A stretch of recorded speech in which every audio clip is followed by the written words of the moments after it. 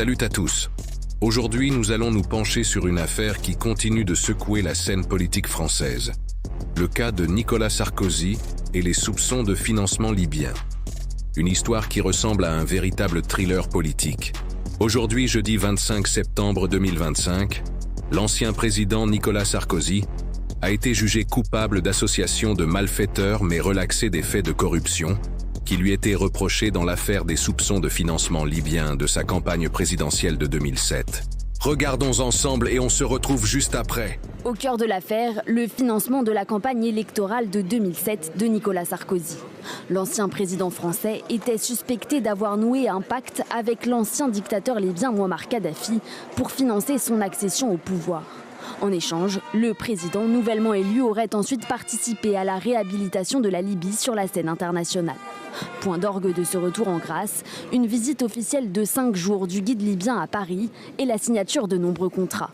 Des liens qui auraient été noués dès fin 2005 et la première visite de Nicolas Sarkozy à Tripoli, officiellement pour discuter de coopération sécuritaire.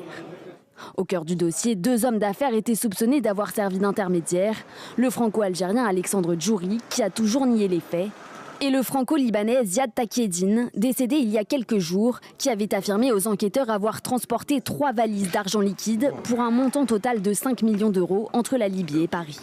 Oui, Kadhafi a payé Sarkozy.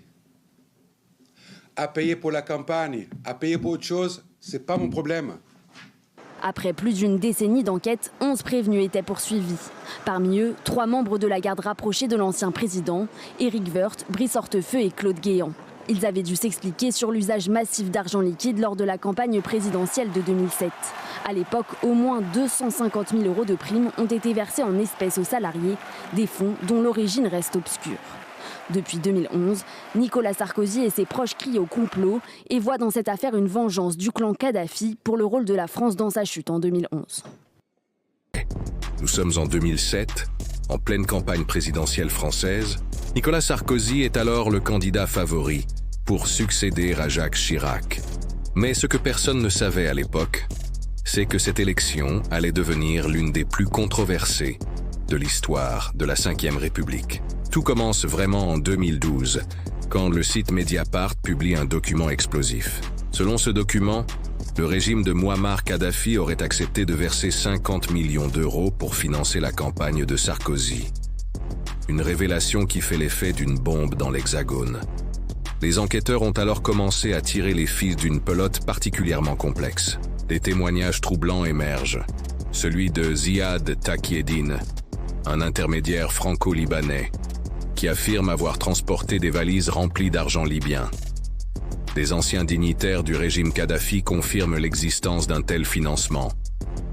Mais l'affaire ne s'arrête pas là. Les investigations révèlent un réseau sophistiqué de transferts d'argent, impliquant des sociétés écrans et des comptes offshore. Les enquêteurs mettent au jour des mouvements de fonds suspects, des rencontres secrètes, des notes confidentielles. Nicolas Sarkozy, lui, a toujours nié en bloc ces accusations. Il parle d'un complot, d'une machination orchestrée par ses adversaires politiques. Mais les preuves s'accumulent au fil des années. En janvier 2024, coup de théâtre, l'ancien président est mis en examen pour association de malfaiteurs. Les juges estiment avoir suffisamment d'éléments pour le renvoyer devant le tribunal. C'est un tournant majeur dans cette affaire qui dure depuis plus de 10 ans. Ce qui rend cette affaire particulièrement grave, c'est qu'elle touche au fondement même de notre démocratie. Le financement d'une campagne présidentielle par un État étranger, qui plus est par un régime autoritaire, pose des questions fondamentales sur l'indépendance de nos institutions. Les conséquences de cette affaire sont multiples. Sur le plan judiciaire, Nicolas Sarkozy risque jusqu'à 10 ans de prison. Sur le plan politique, c'est toute une période de notre histoire qui est remise en question. Les relations franco-libyennes de l'époque sont scrutées sous un nouveau jour. Mais au-delà des aspects juridiques, cette affaire nous interroge sur la transparence en politique. Comment s'assurer que nos élections sont vraiment libres de toute influence étrangère? Comment renforcer les contrôles sur le financement des campagnes électorales? L'affaire n'est pas terminée. D'autres révélations pourraient encore surgir. Des zones d'ombre persistent. Qui savait quoi? Qui a participé à ces opérations? les réponses à ces questions pourraient encore réserver des surprises. Ce qui est certain, c'est que cette affaire marquera durablement l'histoire politique française. Elle nous rappelle l'importance d'une justice indépendante et le besoin de vigilance constante pour protéger notre démocratie. Si vous avez trouvé cette analyse intéressante, n'hésitez pas à vous abonner à la chaîne pour ne manquer aucune de nos analyses sur l'actualité politique. Laissez un commentaire pour partager votre point de vue sur cette affaire complexe.